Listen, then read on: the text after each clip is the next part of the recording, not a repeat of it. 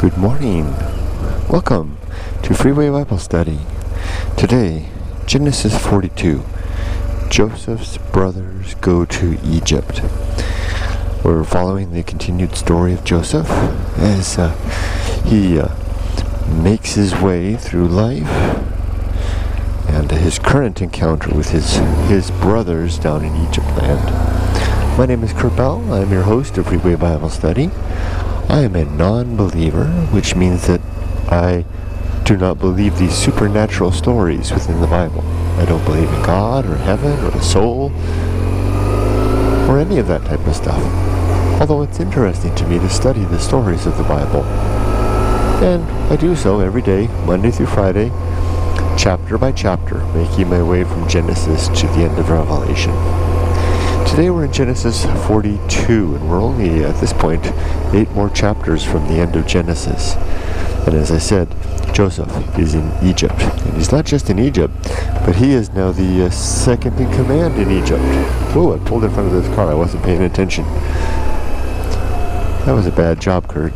Pay attention, Kurt. He's now second in command in Egypt, and in charge in particular. Well, he's not really second in command. He's overall probably. He's more like a vice president, like I said in yesterday's video. Vice president of agriculture, maybe. In charge of the making sure that there's the grain is put away during the good years in preparation for the lean years to come. Remember in Genesis 41, Joseph interpreted Pharaoh's, the last chapter, Joseph interpreted Pharaoh's dreams to mean that there would be 7 years of plenty, followed by 7 years of famine in the land of Egypt. And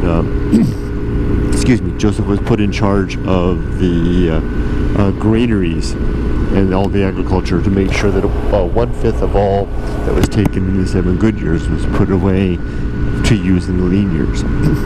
Well, the lean years have come, and come not just to the land of Egypt, but to all the land in the area.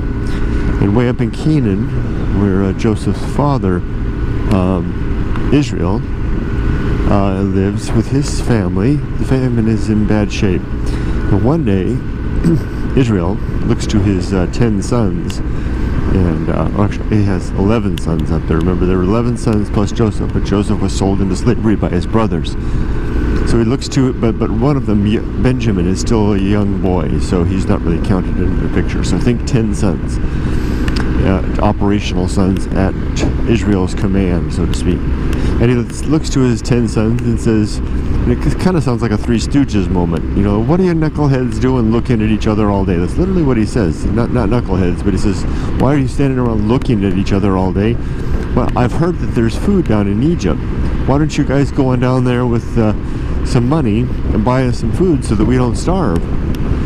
And so they head off, the 10 sons head off to Egypt. And Joseph, of course, Israel keeps Benjamin, the youngest boy, behind. I think he's a little worried about him. Remember, Benjamin is the only son. The 10 other brothers are born of the same mother, apparently. And Benjamin and Joseph are by another mother, so they're only half-brothers. So that may kind of explain the enmity that the other brothers feel towards these two. And Israel may be cautious that his youngest son might be in danger, just as clearly misfortune befell his son Joseph, who he doesn't know is in the land of Egypt and about to meet his brothers. Well, his brothers arrive down in Egypt land, and they come up to buy some grain, and Joseph, being the administrator of all the granaries, not only is doing that, but he's also appears, at least on this day, to be tending to the process himself. He's standing there, and here come the brothers, and they don't recognize him, but they can see he's a high official. And they ask to buy some grain, and Joseph responds to them in Egyptian, speaking through a translator, because he recognizes them right away, but he could, of course, speak to them in their common language, but he doesn't want to give up his disguise. Oh, before he starts speaking, he remembers his dream. Back in Genesis 37, Joseph had that dream about the ears of the sheaths. Remember the sheaths standing up? That he was one sheath that stood up, and then the sheaths of his brothers all bowed down in acquiescence to Joseph. Remember that dream? Well, that dream appears to be coming true now as his brothers gather around Joseph, who is held high and exalted through his position in the land, and his brothers don't recognize him, and they literally put their faces to the ground in respect for the office that Joseph has. And Joseph speaks to them harshly, and he says, you are spies. I can tell you're spies coming to Egypt to seek out our weaknesses. And it could be either spies or scouts. The meaning could be either way. Clearly Canaan, Egypt was a superpower at the time. And there were no regional powers that were could be much of a threat. So maybe it was more like scouts ahead of raids, looking for weak spots in the perimeter, the frontier of Egypt, where they might raid Egypt. So this is a very real threat, and apparently the Semites and the others from the lands of Canaan and those areas, the frontiers of Egypt were indeed, or outside of Egypt, were indeed had a reputation, and I'm not using this word, pulling it out of the air. This is a translation. Translation of Mesopotamian history described them as cutthroats and things like that. So they had a bad reputation to anybody that came from those hinterlands, such as the Holy Land. So Joseph tells them, you're spies. You've come to Egypt to seek out our weakness. And then the brothers are like, no, we're not. We're simply 12 brothers of the same man of the land of Canaan. 10 of us are here. One of us, the youngest, is with our father, and another is no more. Of course, they're speaking to the no more one, who is Joseph, who's standing right in front of them, but they don't know it. And this proceeds like 3 times that Joseph then turns to them and says, "You're spies," and they say, "No," and then again, "You're spies," and then, no. So kind of really emphasizing the point that Joseph really intends to treat them as spies. Joseph says, okay, well, here's what's going to happen. I'm going to require that you, what does he say this now? I think he says it twice. I think he says, you're going to need to, all of you will stay prisoners here, and one of you will go back and get the youngest brother and bring him here, and that's how I'll know you're not a spy. But first, you're going to spend 3 days in my prison while I think about it. So he puts him in the prison for 3 days, and at the end of the 3 days, he comes back and he says, okay, I've made up my mind. And he swaps things around. He says, instead of having everybody stay here in one go, I'm going to allow all of you to go back with the exception of one brother who must stay here. And I think it's Reuben. And Reuben, actually, just before that happens, just before he selects him, Reuben actually speaks to his brothers in their own languages as soon as he hears what the fate is going to be.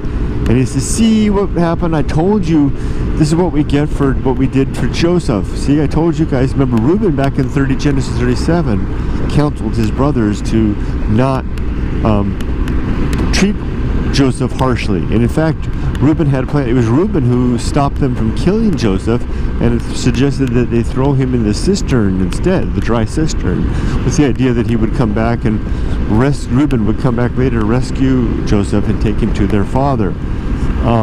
But of course, he got sold into slavery in the meantime, because the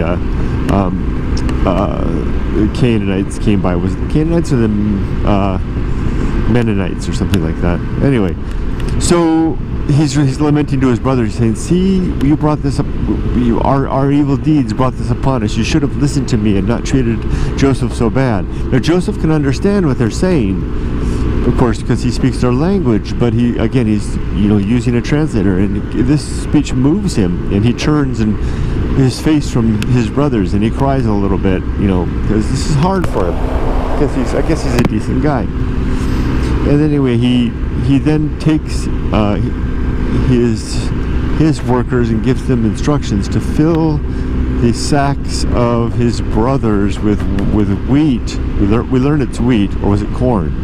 Maybe it was corn. Fill it with whatever, and also to put their bags of silver back inside. Now remember, they had come to trades, and they are shepherds with sheep and the like, and so it would be hard for them to come with all the sheep. So instead, they brought silver to trade for the wheat. So Joseph says, I want to his people put the wheat or the corn in their bags and then take the silver they gave us as payment and put it in there as well to return to them. And then he takes, I think it's Reuben, and binds Reuben on the spot so that his brothers can see. He actually does it in front of them. And then sends the 9 remaining brothers off while Reuben is carted off to jail. And the 9 brothers start making their way back.